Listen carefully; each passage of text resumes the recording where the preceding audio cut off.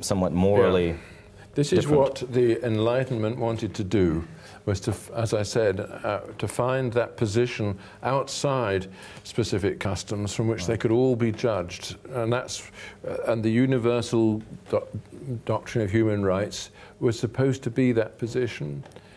And my view is that perhaps it is, as long as rights are treated in this purely negative way that the American founders treated them, and as Kant treated them, and really as Aquinas treated them.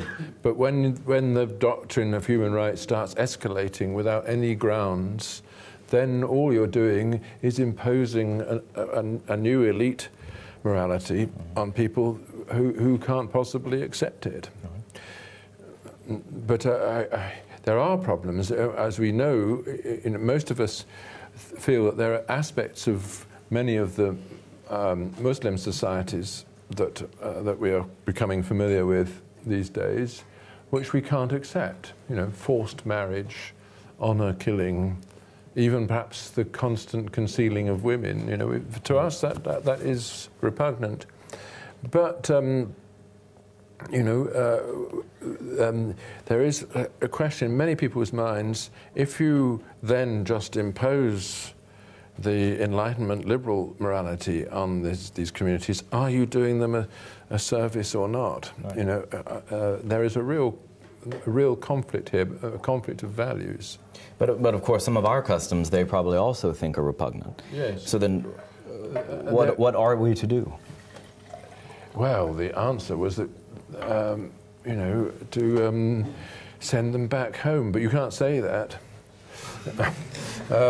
You have to say, no, we've got to live together as communities, and they are right to be repelled by, you know, pornography and all the things that they're repelled by in our communities, and we're right to be repelled by their treatment of women, right. And an accommodation over time might improve both of us. Right. And on the same topic, in England, is the acceptance of certain forms of Sharia law within the British legal system, is that sort of a natural outgrowth of our wanting to treat their understanding of justice as similar or as equal to ours and as somehow compatible, even in the same nation?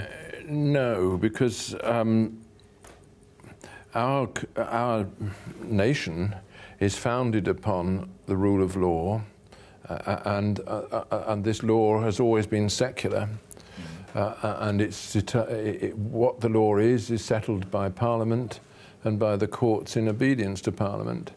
So to say that there should be a Sharia law adjudicated in parallel is effectively to deny that there is a unified nation. The Ottoman Empire lasted in this way for a long time, saying that that family affairs are adjudicated by Sharia if the family is Sunni Muslim, or by the canon law of the Catholic Church if they're Maronite, and so on, and the Orthodox jurisdiction of Constantinople for Athens, I think, yes, for the Greek Catholic, and so on, and they managed it, but they managed it only because there were no nations.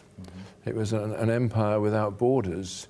We have the view that the ultimate source of authority is the nation-state defined by its borders. And within those borders, the law, the secular law as determined by Parliament, is the final authority.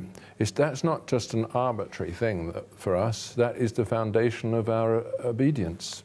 And if a community grows up within those borders not accepting that, then it doesn't belong within those borders. And there's no other solution.